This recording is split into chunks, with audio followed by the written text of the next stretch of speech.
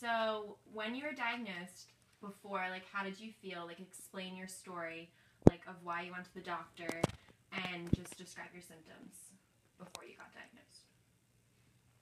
I had a bad case of the shingles in the beginning of the month of, I believe it was February.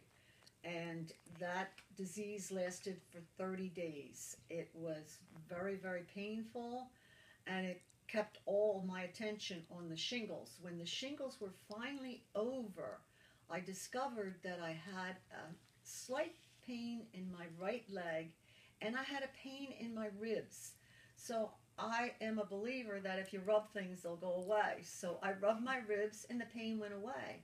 I rubbed my leg and the pain did not go away, and the pain became more and more intense.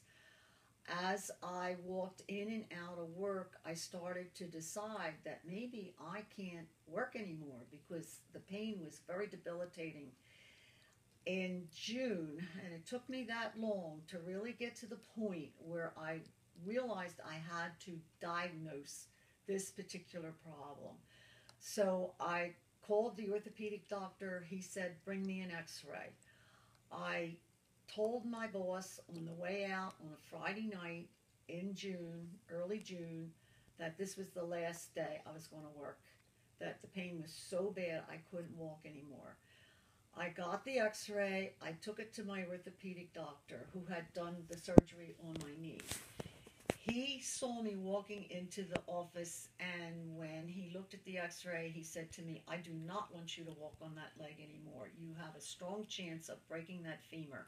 If you break that femur, you're going to be in a lot of trouble. It was the femur of my right leg where the pain was. So he said, get an MRI, you have to go for surgery. I asked him, and that was the purpose of my appointment with him. I asked him for the best expert in the city of Philadelphia. This doctor that he recommended had just been pulled from U of P. He was sent over, or he took a job over in Camden at the MD Anderson Cancer Center. His name was Dr. Richard Lockman. He was the expert at this particular operation that I needed. So we made an appointment. We went down to see him. He took one look at me. He said the same thing that my orthopedic doctor said, no more walking on that leg. He put me in bed rest in the hospital in Camden. And I was there waiting for him to have the time to operate on me because he was so busy. I was very lucky. Within 3 to 4 days, he worked me into his schedule. I think it was 10 o'clock at night on a Thursday night. He did the biopsy. And I was rehabilitated in a very short way at the hospital. But this was Cooper in Camden, Cooper Hospital. But I was encouraged to go to a nursing facility for rehabilitation so that I could walk on that leg eventually. It needed rehab, and I proceeded to go to a nursing facility close to St. Mary's Hospital because St. Mary's was where I had picked a doctor to do the cancer treatment that I needed. Now, Dr. Lockman was not happy with me going to St. Mary's. He wanted me to stay at Cooper, but the trip to Cooper was too long. So we decided to tell him the name of the doctor, and he knew him from U of P, and he said, he's a good doctor. I give you my blessing, you can go to him. So that was the way we got into St. Mary's, with everybody approving of what I was doing. Okay, so when your doctor told you that you had cancer, what was your initial reaction? And then mom was also with you. What was hers? When he told me I had multiple myeloma, I really had never heard of that. I didn't know what it was. I was then told that a bone marrow transplant would have cured it, but because I was 77 years old, they will not do a bone marrow transplant. They will only do it up to age 75. Uh, I was upset. My daughter started crying. I didn't know what I would be exposed to, or what would happen to me, or what the treatment was. And then the doctor kind of came to our aid and said, look, the life expectancy on this particular disease is 8 years. I can give you 8 years. And they're doing a tremendous amount of research on multiple myeloma. And he said, I believe that I will find out in the future that there is more life expectancy for you. But right now it is 8 years. And he said it is not contagious, uh, that it is not the type of cancer that you have to go and have everybody in the family tested to make sure that they're not carrying it, and that it is what it is, and I'm just going to have to deal with it. Okay, so when you were like in that appointment and he was telling you about your options, what treatment options did he give you initially?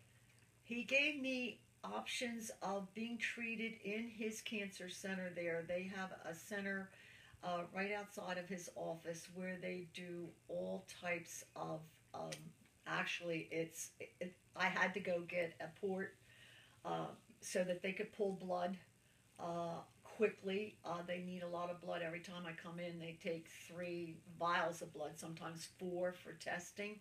I had to get that done. And then they use a lot of different medications. Unfortunately, I'm not as good at describing the medicine as my daughter is. I just know it's bags. It's an hour bag or it's a half an hour bag. And that's what they were doing, an hour bag, a half an hour bag, and then I would get the chemo in a needle. And that was, I had to go for treatment every week. I did that September, October, November, December, January, February, March. In March, my blood count was so good that he said he could put me on maintenance. And I said, ooh, what is maintenance? And he said, you can come 2 weeks a month instead of 4 weeks. Because initially he told me I would have to come there every week for the rest of my life. And 2 weeks out of the month is much better than 4 weeks. So I'm very happy I'm on maintenance now. I've been on maintenance for a month, and I'm doing very well. And I'm very happy with Dr. Levobic. I think he's wonderful. So what are the symptoms of your treatment?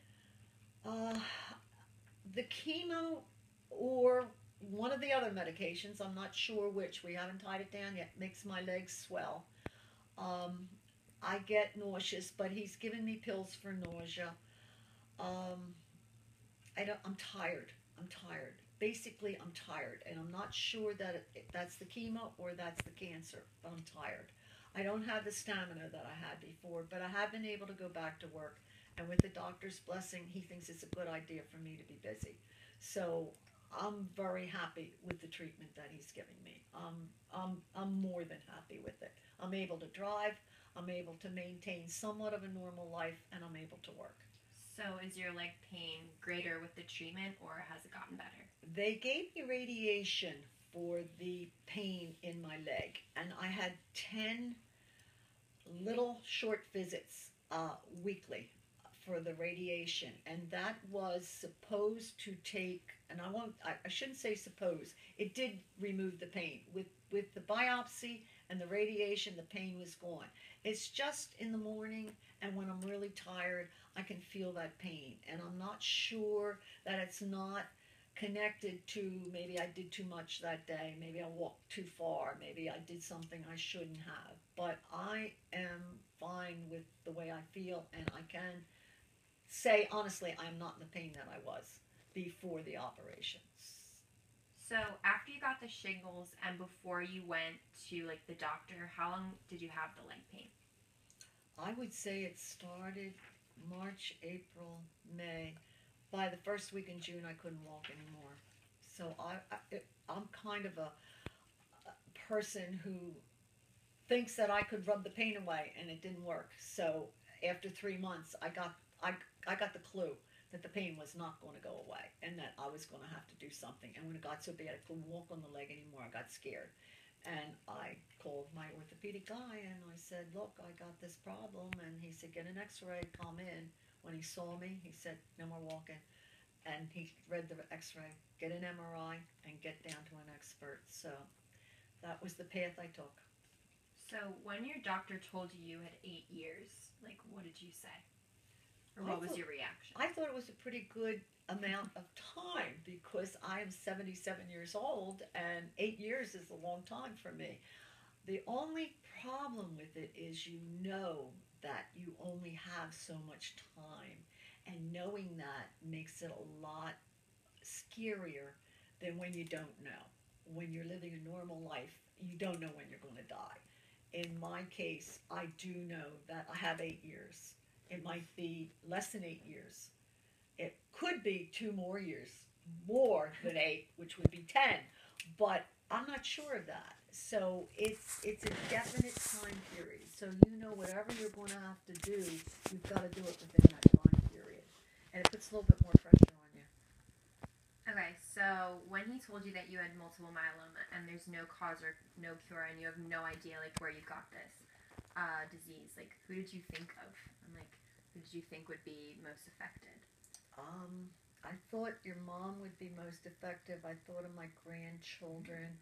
I worried that this is something that will pass down because they say it's environmental.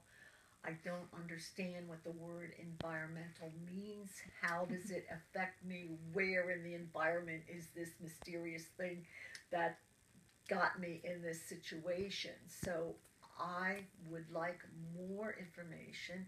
I don't know whether they have it. I will keep searching for it. I am thankful that it is curable. I am also thankful that it is not contagious. Uh, I'm not happy with it, but if I have anybody who has it or gets it, they can have that bone marrow transplant operation done. And I understand that your siblings are the ones who can donate the bone marrow, and that the donation is not really, really, really horrific. The operation for the patient is much more serious than the actual donation of the bone marrow.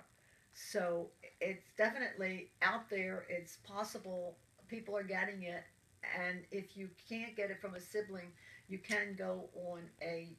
I'm sure there's a hotline someplace where you can go, but the donors are going to be few and far between, and the ones that will be good for you will be even more than few and far between. So that's a small option, but it is still a good option. All right.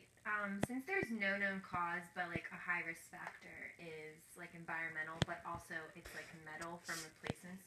Do you think you got this disease because of your knee replacements and your shoulder replacement? I'm sure that that's a real good possibility. I had this knee replacement done in my 50s. I have had this one done maybe 5 years later. The right was done first, the left was done 5 years later.